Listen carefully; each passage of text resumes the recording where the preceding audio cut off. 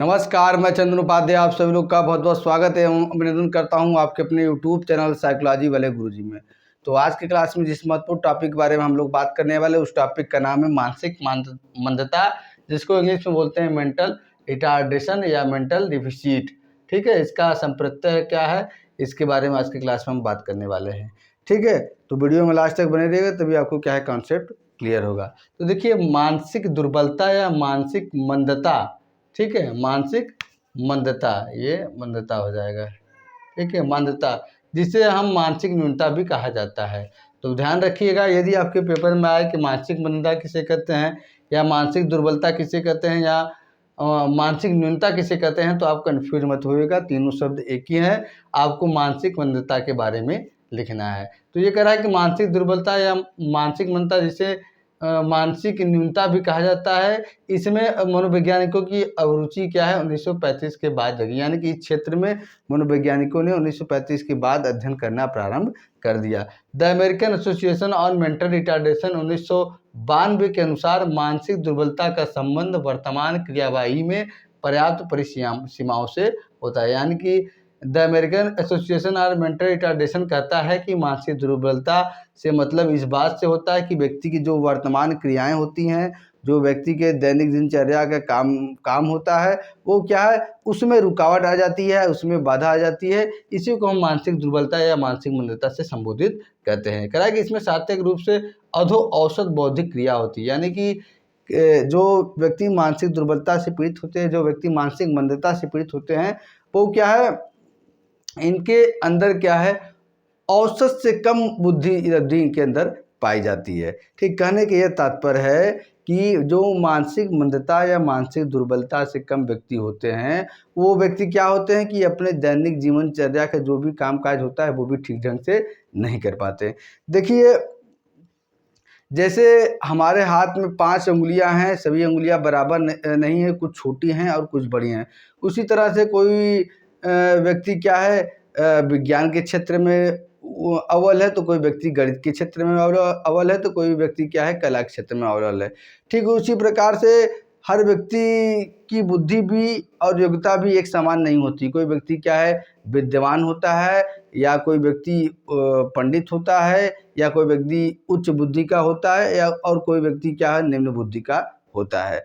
ठीक इसी प्रकार से जो मानसिक मंदता है, वो जो निम्न बुद्धि लब्धि है, इसके अंदर पाई जाती है। ठीक है, और तथा निम्नांकित उपयुक्त समायोजी कौशल क्षेत्रों में से 2 से अधिक में से संबंधित परिसीमाएं साथ साथ होती है। यानी कि जो व्यक्ति या जो बच्चे मानसिक दुर्बलता से पीड़ित होते हैं, नीचे कुछ क्या दिया गया है, परिसीमा दिया गया है, या दैनिक दिनचर्या में हम कामकाज करते हैं, या कुछ ऐसे तत्व दिए गए हैं जो जिनको वो नहीं कर पाते हैं, यानी कि कर सकने में सक्षम नहीं हो पाते। जैसे संचार, ऐसे व्यक्ति जो मानसिक दुर्बल से पीड़ित है, वो उनका कम्युनिकेशन लेवल भी निम्न होता है, अपनी देखरेख नहीं कर पाते हैं, घरेलू जिंदगी अच्छे से निर्वाह नहीं कर पाते हैं, सामाजिक कौशल यानी कि समाज के साथ रहना, बोलना, बातचीत करना, ये भी अच्छे से नहीं हो पाता है। सामुदायिक अनुप्रयोग, जिस समुदाय में है उस समुदाय में अपना हम कुछ योगदान दे पाएँ, वो भी नहीं कर पाते हैं। आत्म दिशा, यानी वो किस दिशा में जाएँ, किस दिशा में नहीं जाएँ, वो भी उनको नहीं पता होता है। स्वास्थ्य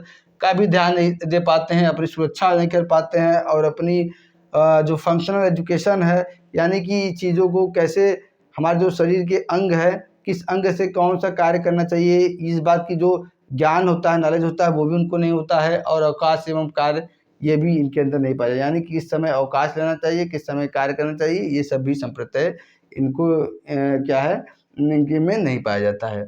ठीक है, और मानसिक दुर्बलता क्या 18 साल की आयु के पहले ही परिलक्षित हो जाती है या दिखाई देती है। और जो मानसिक दुर्बलता से पीड़ित व्यक्ति होते हैं, ऐसे व्यक्ति की IQ यानी कि बुद्धि लब्धि कितना होती है, 70 से कम होती है। ठीक है, मानसिक मंदता एक ऐसी स्थिति होती है जो विभिन्न ज्ञात और अज्ञात कारणों से, ठीक है, मतलब ऐसे कारण जो हमें पता हो, और अज्ञात मतलब ऐसे कारण जो हमें ना पता हो, कारणों से मस्तिष्क कोशिका के क्षतिग्रस्त होने के परिणाम सब उत्पन्न होती हैं। कहने की ये तात्पर्य है कि मनोवैज्ञानिकों ने कहा कि जो मानसिक दुर्बलता होती है, वो व्यक्ति को कुछ तो ऐसे कारण होते हैं जिनको पता होते हैं, और कुछ कारण नहीं पता होते। उसके कारण से किसी तरह से क्या है, उसके जो मस्तिष्क कोशिका है उसमें क्षति पहुंच जाता है, वो क्या है चोटिल हो जाता है, जिसके परिणाम स्वरूप से ये मानसिक दुर्बलता व्यक्ति के अंदर पाई जाती है। कभी कभी कुछ परसेंट केसों में देखा गया है कि ये मानसिक दुर्बलता क्या है जन्म से ही बच्चे के अंदर पाई गई है। तो ये मानसिक दुर्बलता का क्या हमने आपको बताया, अर्थ परिभाषा बताया, और कहा कि इसके कारण शारीरिक और मानसिक विकास अपेक्षाकृत कम हो जाता है। जिस व्यक्ति का मानसिक विकास कमजोर होता है वो अपने शारीरिक विकास के लिए अच्छे से ध्यान नहीं दे पाता है। ठीक है, आइए अब हम बात करते हैं कि मानसिक दुर्बलता की प्रमुख विशेषताएं क्या होती है। तो जो मानसिक रूप से दुर्बल व्यक्ति होते हैं वो उनके अंदर कुछ विशेषताएं पाई जाती है जिनसे आप पता लगा सकते हैं कि ये व्यक्ति क्या है, मानसिक रूप से दुर्बल है। सबसे पहला है सीमित बौद्धिक क्षमता। ऐसे व्यक्ति जो मानसिक रूप से दुर्बल है उनके अंदर क्या है, सीमित बुद्धि की क्षमता पाई जाती है। इनकी IQ कितनी होती है, 70 से नीचे होती है। ठीक है, मतलब इनके अंदर इतनी भी बुद्धि नहीं पाई जाती है कि वो सामान्य जिंदगी को अच्छे से निर्वहन कर सके। आप इसी बात से अंदाजा लगा लीजिए कि इनके अंदर कितनी बुद्धि पाई जाती है। सीमित समायोजन योग्य व्यवहार। जब बुद्धि नहीं पाई जाएगी तो वो क्या है, उनके अंदर समायोजन योग्य व्यवहार, यानी कि जैसा परिस्थिति है उस हिसाब से व्यवहार करने की कला भी इनके अंदर डेवलप नहीं हो पाती, बहुत कम होती है, ना के बराबर होती है।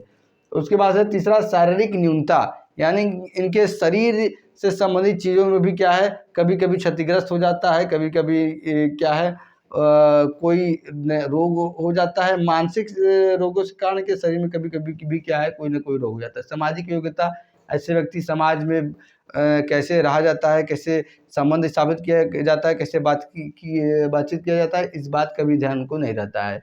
फिर शिक्षा एवं प्रशिक्षण की अप्राप्यता। ऐसे व्यक्ति को शिक्षा एवं प्रशिक्षण भी अच्छे से नहीं दिया पाता है। इनके लिए एक अलग से टीचर की व्यवस्था करना होता है, तब ये क्या है, शिक्षा प्रशिक्षण इनके लिए दिया जा सकता है। सीमित प्रेरणा एवं समय। ऐसे व्यक्ति के अंदर क्या है, मोटिवेशन की कमी होती है और संवेगों की भी कमी होती है, यानी कि इनको ये नहीं पता होता कि कब कौन से संवेग का क्या हमें यूज करना चाहिए, और ये क्या अपने जीवन में आगे बढ़ने के लिए मोटिवेट भी नहीं होते।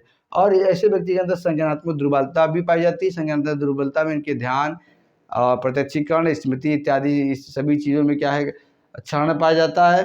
ठीक है, ऐसे व्यक्ति चीज़ का ध्यान जो है फोकस नहीं हो पाता है, वो व्यक्ति के दिमाग में कोई चीज़ें लंबे समय तक बैठ नहीं पाती हैं, और व्यक्ति किसी चीज़ के अर्थपूर्ण ढंग से व्याख्या नहीं कर पाता है। तो इस तरह से आपने आज की क्लास में समझा कि मानसिक दुर्बलता या मानसिक मंदता या मेंटल रिटार्डेशन क्या है। आगे क्लास में किसी अन्य टॉपिक के बारे में बात करेंगे। आज का क्लास यही तक, मिलते हैं अपने नेक्स्ट टॉपिक में किसी अन्य टॉपिक के साथ। तब तक के लिए आप सभी का बहुत बहुत धन्यवाद। जय हिंद, जय भारत।